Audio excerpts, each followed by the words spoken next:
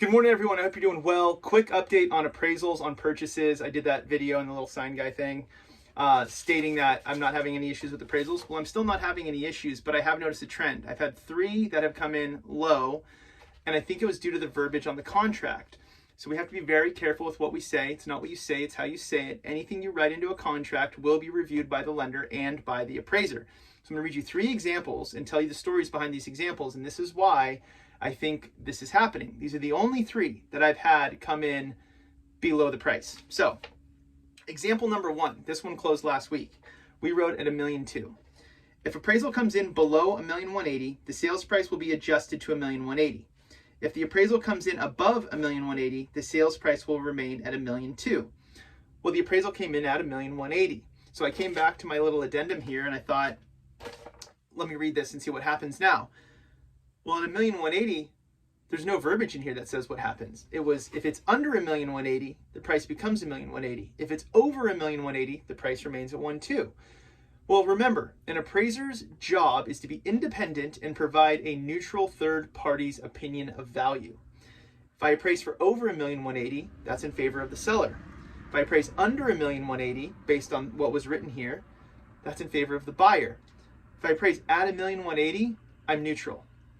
So it came in neutral. That's what I think happened on that one. And ultimately the price did stay at $1.2 million, but because it was gray, we had to fight over it. And nobody wants to fight. You know, going back and forth, it just doesn't make for the best transaction. So that's example 1. Example number 2, very similar situation. This was the beginning of shelter in place. So when I saw that one I just read to you, I went back to this previous transaction and I go, wait, the verbiage was very similar.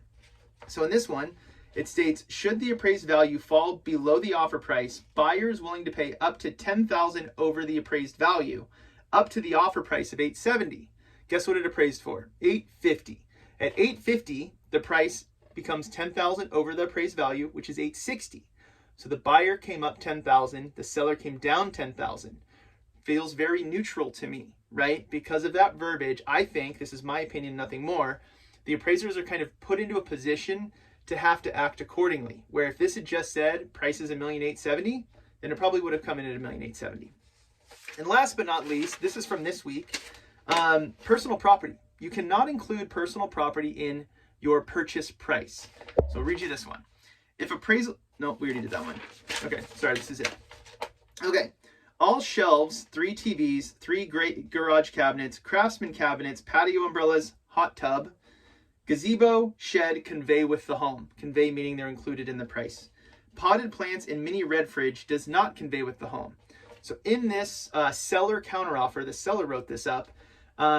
They were very, very specific to make sure everybody knew that our sales price of $950 was including a hot tub, cabinets, a gazebo, patio umbrellas.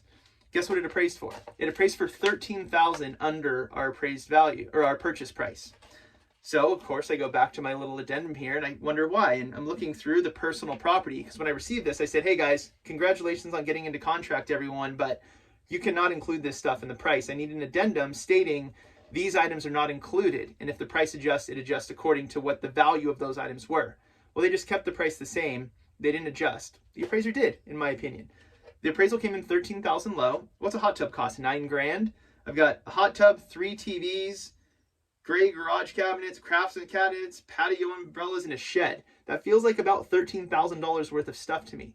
So be careful with what you say when you're writing up offers. With it being as competitive as it is, and with things moving as quickly as they are, we got to be careful. And that's, again, this is my personal opinion, nothing more, but I find it coincidental that the only 3 transactions I've done came in below price, had very interesting verbiage in them. So keep an eye on that. If you have questions, comments, concerns, let me know. I can help. Thank you so much, and I'll talk to you soon. Cheers.